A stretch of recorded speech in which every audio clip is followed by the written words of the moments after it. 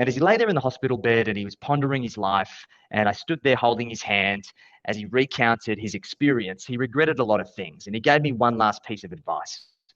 And he said, Jackson, every person in this world has two lives. And your second life starts when you realize that you only have one. And he died shortly thereafter. And I was fortunate from that experience, although I lost my father, my best friend, my second life started on that day. And I realized that we all need to live for today, but plan for tomorrow. And all of this kind of mentality that many entrepreneurs have of kind of shrinking yourself wealthy and deferring gratification is, let's face it, it's BS. It's a scarcity-based mentality. And I'm a big believer that we, as entrepreneurs, should be working to create the financial means that allow us to have our cake and eat it too. And this is why I preach the methodology of enjoying the journey, because we really need to. We need to reward ourselves for all of that hard work, because it is bloody hard. And so I'm hoping going to share some strategies that'll help you guys implement some of these principles through our chat today.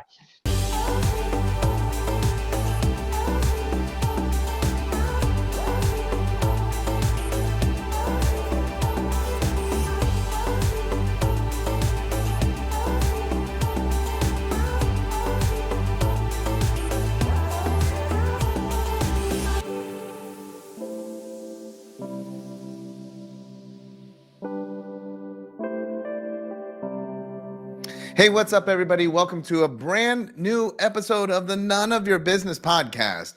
Now, if you are one of those people that struggles with mindset, I know that's one of your favorite topics, mindset. We are going to be tackling all things mindset today with our guest from one of our favorite places on planet Earth, coming in from Australia. We have with us Jackson Millan. He helps people overcome those mental roadblocks that are keeping you from being everything that you were designed to be, so that you can, we always talk about, so that you can reach more people, make a bigger impact, and create the lifestyle that you deserve.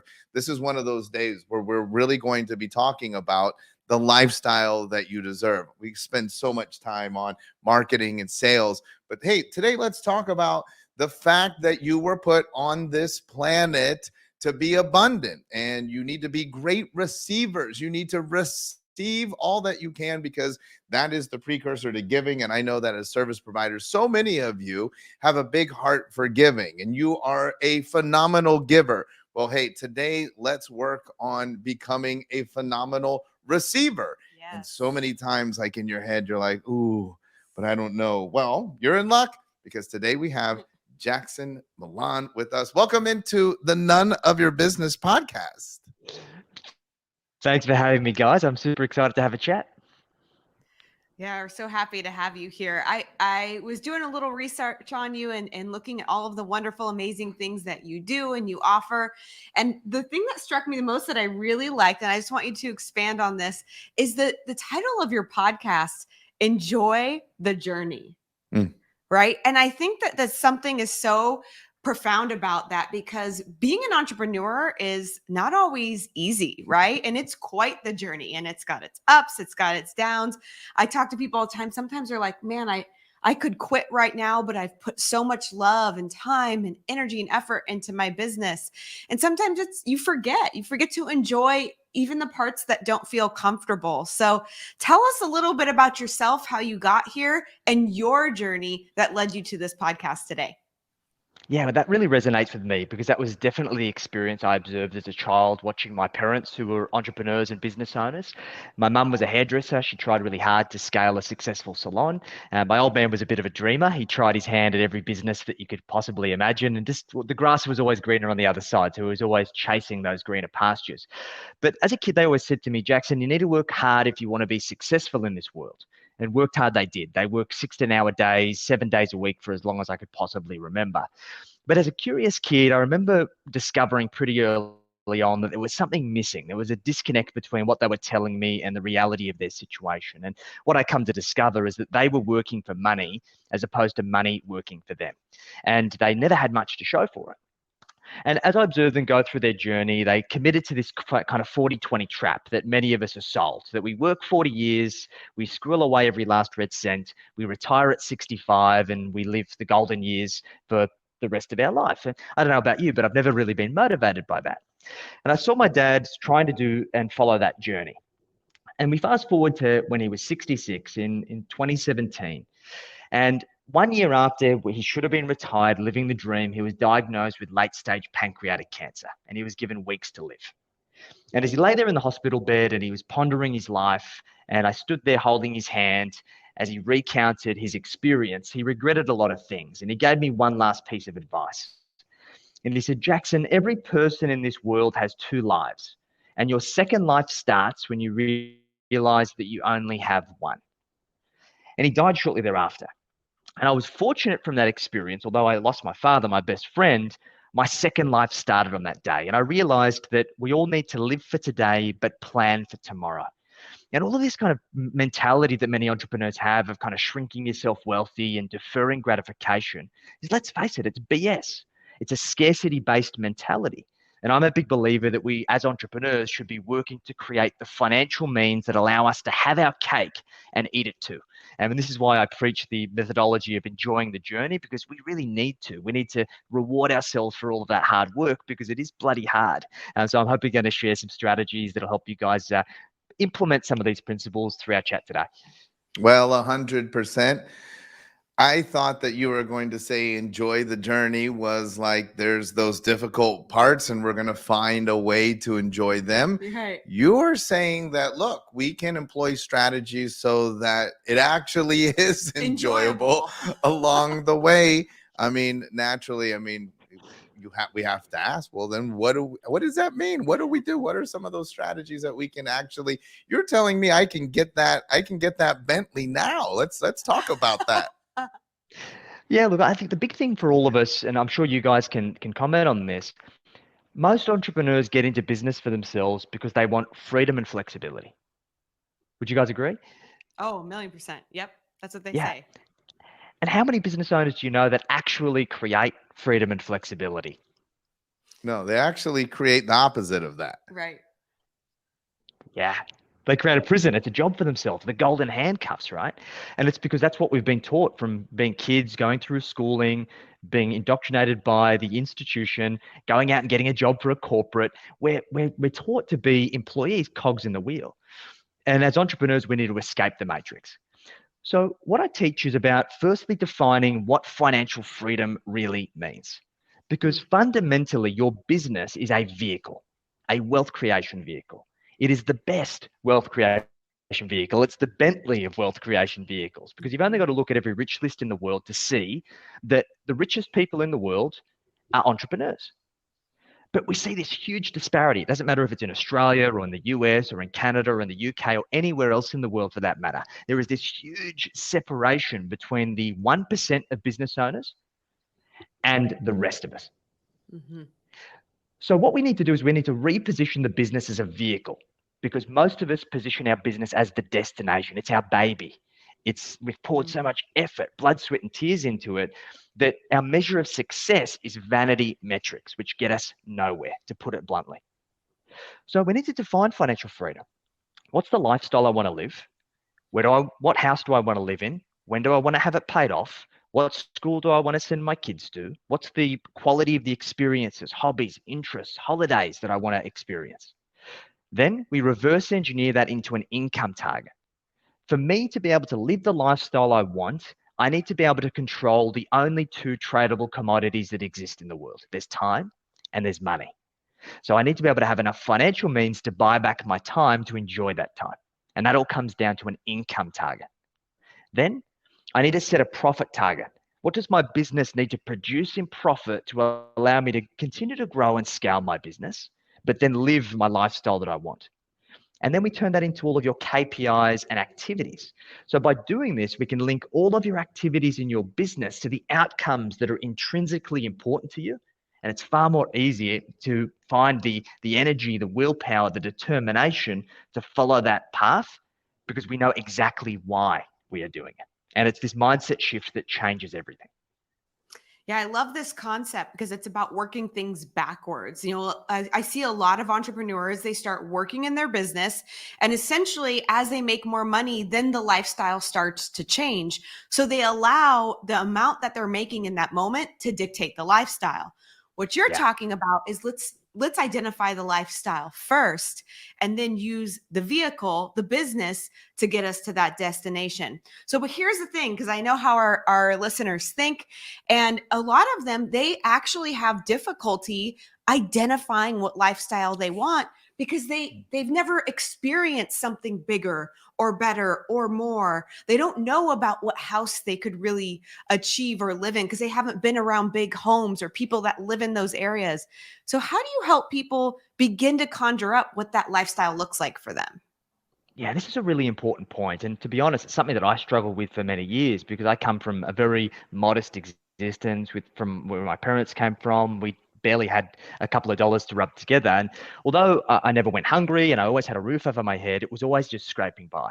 So putting myself in that abundant position to ponder what I wanted, I always found myself between a rock and a hard place of really struggling to identify what I wanted or falling into like the societal pressures of what you should want. Because we don't all want beachfront mansions and to fly in private jets and to drive Lamborghinis, right? Right. So I developed an exercise that was built off three really simple questions. And the idea here is about us creating a deep connection to what we really want, parking all of the external pressures and actually giving yourself the space to ponder what you want. And the three questions are as follows. Question number one is, what is fundamentally important to you? What are your non-negotiable needs? So is it having security? Is it having a certain amount of money in the bank? Is it being able to pay your bills on time? Is it about being able to put food on the table? What are your non-negotiables? List out as many of them as you possibly can. Number two, assuming that your non-negotiables have been achieved, what then becomes your goals, your dreams, and your aspirations? Now we need to get specific. So if you want to live in a house, where is it? How many bedrooms does it have? What does it cost in today's market? If you want to go on a holiday every year, where do you want to go to? What are you likely to spend? How many weeks do you want to go? Get really, really specific and list out as many goals, dreams, and aspirations, personal, business, lifestyle, financial, as you possibly can. And question number three, in relation to each of those goals, dreams, and aspirations, what is the significance of those goals, dreams, and aspirations to you? Why do you want it? So if you do say, hey, I want to have the beachfront mansion in Malibu, why do you want it? Why is that significant? And if you find yourself going, hey, it's actually not that significant, that's kind of like a little bit superficial, I don't really want it. Or maybe you say, hey, I want it because I want to be able to live this amazing lifestyle and prove the fruits of my labor have actually paid off and that I could do this. Beautiful. It's the ultimate pulse check.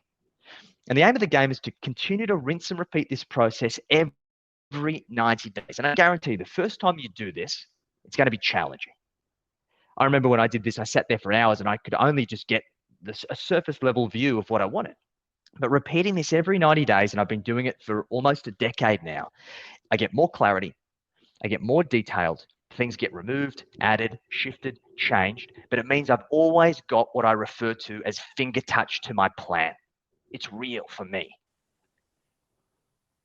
So let's say that my business is relatively new, but I'm turning a profit, a modest profit.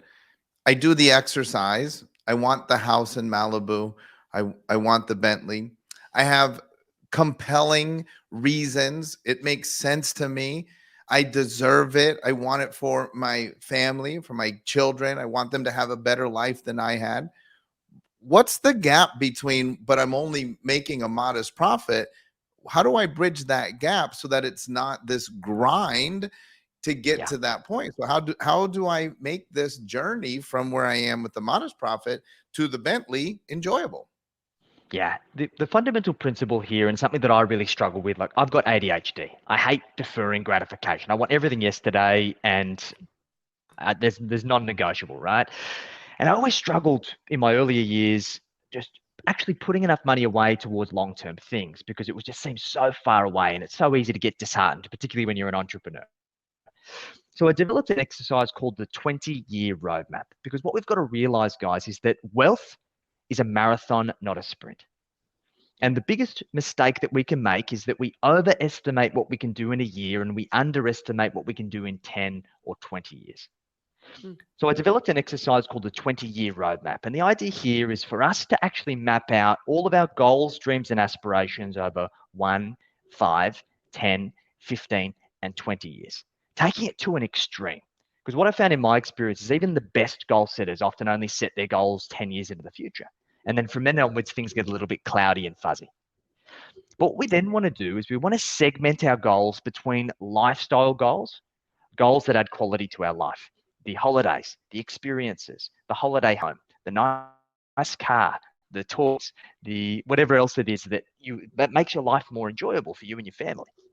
And then your financial goals, which sure might add quality to your life, but that are primarily financially oriented, like buying a home in Malibu, right? And what we want to do is we want to be realistic around, well, based on where my business is right now and my ambitions, by when do I want to achieve these things? So let's say, for argument's sake, we say we want to buy the $2 million house in Malibu in 5 years' time. Well, we've got to reverse engineer that. Well, okay, in 5 years' time, how much deposit do I need? Maybe I need a 20% down, right? So I need $400,000. Okay, so over the next 5 years, what would my business need to be profiting to allow me to go from where I am right now with my modest profit to having $400,000 in the bank? And then I can turn that into my revenue target. Then I can turn that into my sales target, even to my lead target. And then I didn't need to pulse check myself as, am I actually confident that I can bridge that gap? Or am I being unrealistic with my expectations around my goal? And this then allows us to make an objective adjustment.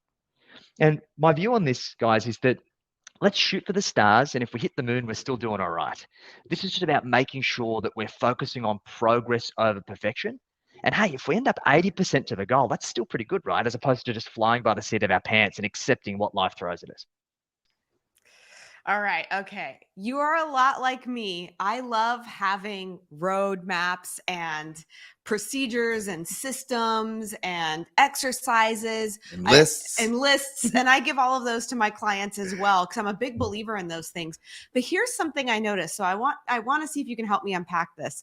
Even if I have all of those things in place and I've got my 20-year roadmap and I've gone through all the exercises and I'm working hard at my goals, I can go after them objectively, but what always gets in the way is what's happening in my head. And so many times my mindset will be the barrier for me actually reaching those goals, even if I have the potential. So the mindset doesn't actually match the goal that I've put out there. So how do you help clients overcome this? Maybe it's a belief around, I don't deserve it. I'm not going to be able to get there. My business will never be able to support it. My parents always told me people that had money were not good. I mean, there's all these subconscious conversations we have. So I'm sure you have some tips and some ways to help people work on that internal mindset struggle. Yeah, you're talking my language. I've experienced the exact same thing. And we see this with our clients. Like I've got clients they're doing 10 grand a month. My biggest client has a $100 million business. And in actual fact, he's the one that struggles with mindset challenges the most. And it's often really surprising. And a lot of his success has come through battling those self-limiting beliefs and trying to prove them wrong. So the things that I look to do here is that we can't just throw strategies and tactics at these problems, because at the end of the day, the value of those strategies and tactics are always going to be limited by those subconscious invisible ceilings that you have. And unless you're lifting that invisible ceiling we refer to as the $1 million mindset, then you're going to cap out on the value that those strategies and tactics can provide you when it comes to both your personal wealth and your business profits. So we look at doing a couple of things here. The first thing we do is we need to pay homage to the past. As entrepreneurs, we are like horses with our blinders. We're always looking forwards, right? Like what's next? Like maybe you guys can relate to this, that you achieve a goal in your business and then you're so focused on the next thing. Like somebody taps you on the shoulder and it's like, hey, like you just achieved this amazing thing. Like, aren't you proud of yourself? And you're like, yeah, whatever. I'm just thinking about the next thing. So the thing we're terrible at as entrepreneurs is actually reflecting on what got us to where we are and paying homage to that. It was famously said by Winston Churchill, those who fail to learn from history are bound to repeat it. And is it any surprise that for the vast majority of entrepreneurs, their financial experience feels like a vicious, recurring roller coaster ride of the same old things getting served to them over and over again? So we take them to an exercise where they actually recount all of their significant money memories and identify what are the habits, the patterns, the behaviors that continue to rear their ugly head. So we can work out how do we work to the strengths, but then buffer ourselves away from your internal subconscious weaknesses. The second thing is that we all have a money method, our own internal financial operating system. And we've got to realize, like any operating system, it has constraints and limitations, right? So the idea is instead of pushing against the grain, just expecting that like this, you're going to be able to shift and change decades of hardwired spending and money behaviors. We identify those strengths and weaknesses. We work out how do we go with the grain so we can ensure that the default action is actually action. Because for the vast majority of people, when they create these roadmaps, they're relying on a manual, knee-jerk emotional response. And because they're moving into discomfort, things that are new, things that they haven't done before, then of course they're going to be tentative in their decisions. So what we try and do is ensure that when we set up these structures, these frameworks, these systems, that we're holding them to a standard so the default path is forwards. And if we can do all of these things together, we can constantly lift the lid on that invisible ceiling and help you reset that kind of unconscious incompetence to that conscious incompetence, and then take us to ideally unconscious competence where this stuff just happens without even thinking about it. Well, obviously, you've had plenty of experience helping people navigate this kind of minefield, if you will. These things that we just step on them, we don't even know because it's unconscious, right? We unconsciously incompetent, and we just keep committing these same mistakes. What are, you mentioned, I think that's a big one that I see is there's a lot of self-worth issues, because it was easy when you gave me the exercise to dream of the vacation home in Malibu. But then when it came right down to it, I had a hard time executing because as I got closer to it, I began to question whether or not I was worthy. What are some of the other landmines, other dangerous thoughts that get in the way of some of the people that you've worked with? Yeah, there's always that kind of self-sabotage that lurks. And at the end of the day, we all have self-limiting beliefs. And I struggle with this myself. I remember that as I was crossing the line of creating my first seven-figure business, for my entire business career, I'd always had these self-limiting beliefs, this little voice in my head that would tell me that I was not worthy and that I was a fraud and I was a failure and that the gig was going to be up and I was going to lose everything, right? I'm sure we've all experienced those kinds of things, but I really struggle with it. And it was about the time that I crossed over seven figures that I saw an interview with Bill Gates. And a reporter asked, he said, Bill, have you ever struggled with self-limiting beliefs? And he said, of course I do, every single day. And the reporter was taken aback as if that was a surprise. And so was I, to be honest. And he said, okay, wow, that's interesting. Well, how do you deal with it? And Bill said, well, every single day of my life, I've had this little voice in my head that tells me that I'm a fraud, I'm a failure, I'm not worthy, and that the gig's going to be up. And I've made it my life's mission to go on every single day in spite of that little voice in my head. And it was like a light bulb moment for me. And the big problem for most of us as entrepreneurs, because entrepreneurship is difficult, it is a constant battle of moving away from pain. A problem exists, we have to fix it. We're like firefighters, that we condition ourselves to always put ourselves in that position. One of my first mindset coaches taught me, Jackson, the situations that you learn to survive, your survival can ultimately depend upon. Meaning that our subconscious mind gets so good of getting out of these bad situations that it can subconsciously put us back into those situations because it knows how to survive them again. The tipping point for this is reprogramming your identity, your measure of success, to no longer be about moving away from pain, but to reprogram it to moving towards pleasure. And it was at that point when I discovered this and I realized that I'd spent my entire life observing my parents moving away from pain, that I inherited those same behaviors of always moving away from pain. I could always get myself out of a crappy situation. But what I could never do is move towards an aspirational situation from a position of no pain. And when I made that shift and I supported that with the right operating system and structures, then it changed everything. And since then, I've been able to build a $6 million business now. I've got a team of 25. I've got 800 clients around the world.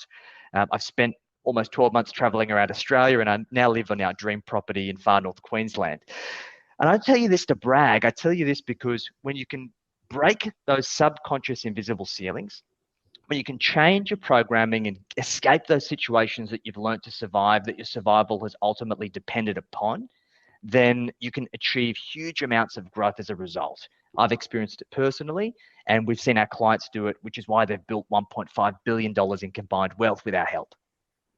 Well, I mean, we don't care if you want to brag up a little bit. I mean, Yeah, we love you it. did the You work. earned it. You earned it. Hey, this we love that. That gives inspiration to many people. Like you had given us many examples where in your upbringing, I'm sure a lot of people can relate to, the parents and the mindset and, not necessarily like going hungry, but the money mindset was one that was a limitation and you've overcome that. I mean, kudos to you. We love celebrating other people's success. So I hope that that's an inspiration to a lot of people. Yeah, and it's really interesting listening to you talk because I completely agree with the concept of not trying to move away from pain and moving towards pleasure.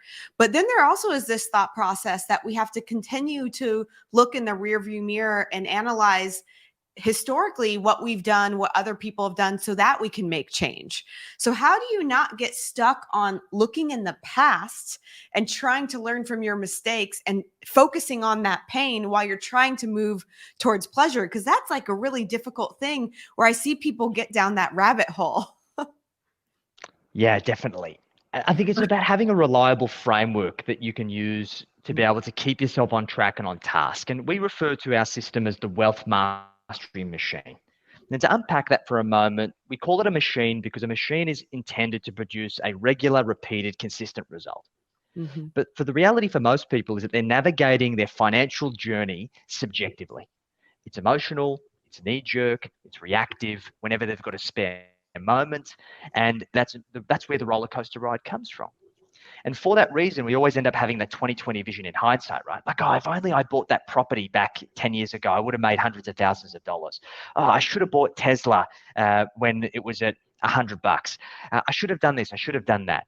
And then we end up just beating ourselves up through the missed opportunities that we really struggle to find that balance between learning from the past, but also planning for the future. So our system really focuses on three core things. One, it's defining what you want and defining your mindset and lifting the lid on that mindset, designing your roadmap, and then supporting that with a really simple strategy that is easy to execute, where the default action is action.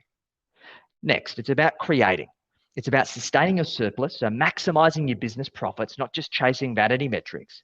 It's about turning that business profit into personal wealth. And it's about understanding where your surplus should be allocated. Is it about destroying debts if you have them, or utilizing debt to leverage and magnify your wealth? Or is it about getting it into good quality assets that allow you to have your money work while you sleep? And then the third component is about managing and nurturing.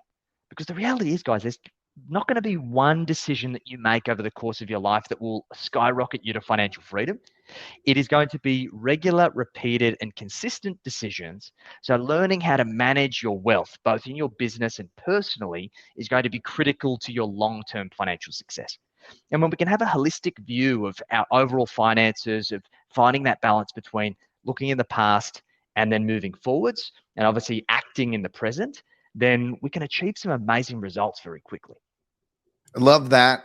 Really great advice. That leads me right into then the opposite. So we've talked about the people that have the mindset that holds them back, that causes them to stay stagnant and not make the decisions or take action on the things they need to do. But let's talk about that other side of the coin. What about these people that are chasing that instant success? So they're the ones that somebody comes in and says, oh my gosh, Jackson, wait till you hear what I'm doing in the cryptocurrency market. Last week, I made $50,000. And kind of like you said, you're missing out. But a lot of times people maybe have the thought, but there's other people that are like, I am missing out. And so they jump in. What about that? How do we temper that? Those of us who have this insatiable appetite to try and win big fast. Yeah, we call them chicken little investors. And the idea of this is that they often brag about all of their wins, but they never really talk openly and honestly about their failures. And this Mm, is an inherent trait with a lot of entrepreneurs because as entrepreneurs, we're looking for opportunity to manufacture value. And my belief is that that should happen in your business, but your personal wealth should be largely passive. Now, I do dabble in cryptocurrency, but I still believe that it's a speculative asset class that is highly volatile and has a high amount of uncertainty. And you can lose everything that you invest, and many people have. What we all need to hold ourselves accountable to making sure that we are actually building wealth, we're not trying to get rich quick, we're trying to get rich smart, is we need an investment operating system that is tailored to you and what you are trying to achieve. We need to stop trying to keep up with the Joneses. Just because your Uncle Bob has started trading cryptocurrency and flipping NFTs doesn't mean that you should. And this is about having an understanding of asset allocation, of knowing what are the ways that have been proven to allow us to accumulate wealth for generations. And how do we actually flip our mindset around investing? So many entrepreneurs are trying to make the most bang for buck in their investments as they possibly can. Whereas I teach my clients to calculate what is the least amount of risk that you need to take in order to have certainty around achieving the goals that you want. mm, It just flips the mindset because I feel that coming back to that previous point that I mentioned of people overestimating what they can achieve in a year, people overlook the power of compounding. And when we actually crunch the numbers, we take them through an exercise called the financial freedom forecast. That the vast majority of entrepreneurs are really surprised by how little they actually need to make on their overall wealth in order to mm, achieve their goals. Like we're talking mm, 8%. The S&P 500 has done an average of 10% per year. And for the vast majority of people, if you can get your profits right, if you can have a good cash flow management process where you can maximize your surplus and you commit that surplus into good quality investments that average 8% a year, you will retire incredibly wealthy. We're talking multi seven figures in net wealth. And if you do choose to speculate in some crypto, which I do with about 10% of my net wealth, which is yeah. money that I can afford to lose, if it comes off, awesome, great, let's go buy the Lambo. If it doesn't, hey, it was a good fun time and we learned from the experience and we've got a good story to tell to our grandkids. But it's not make or break investing. We're doing it systematically, objectively, and we're doing it easy. Love that. I mean, man, we have a group of our highest level of access clients. We talk exactly. Maybe now that it'll resonate I know. better that Once they hear you say it, it's not Jackson coming say from it. They'll be us. like, okay, this It's sounds good. exactly what we say. This is Yes. exact. It's not instant wealth. It's infinite wealth. That's what we're chasing, That's it. We right? can tap So, into the infinite if we'll stop yeah, chasing that instant instant. and 8 to 10%. The magic, the ninth wonder of the world, compounding interest is the route that will help you to get there. Oh my gosh, this is fantastic. Speaking both of our languages, I know. That's it. I think we just become best friends. I love I this. know. Yeah, we just Yes. become best friends. You have some resources Yeah. that are available to our listeners. Let people know how they can tap into more of you and they can access these resources that you have available. Yeah, so we work with service-based business owners around the world to help them understand the language of money and ultimately create a system that helps them turn their business profits into personal wealth so they can manufacture financial freedom for themselves and their families. So we ultimately teach you how to do this for yourself. And we've got some great resources. So if you want to get access to my best-selling books for free, now if you want to get our 40-point financial performance scorecard that'll help you work out what are the low-hanging fruit that you're missing on your wealth journey to get you on the right track for financial freedom, and some other great calculators and tools like what we've discussed today. There'll be a link in the show notes that is book.wealth-mentor.com.au/gift-page. A little bit of a mouthful. You can jump on there, get all those resources for free. And of course, if you want to have a chat and see how we might be able to help, feel free to reach out. Love to have a conversation. And just remember, guys, best time to plant a tree was 20 years ago. Second best time's today. Never too late. Start taking action. Jackson Millan, thank you so much for being on the None of Your Business podcast, for sharing your gifts with our viewers and our listeners. But like we say every week, you can't just listen to a podcast. You can't just say, wow, I like that guy. Yeah. You've got Or, to, ooh, that sounds like I need to do I need that. to, you've got to take action. So you visit the website. We're going to put it in the show notes. Don't forget, he's in Australia. So AU as well. You got to Mhm. add, you have to add that on.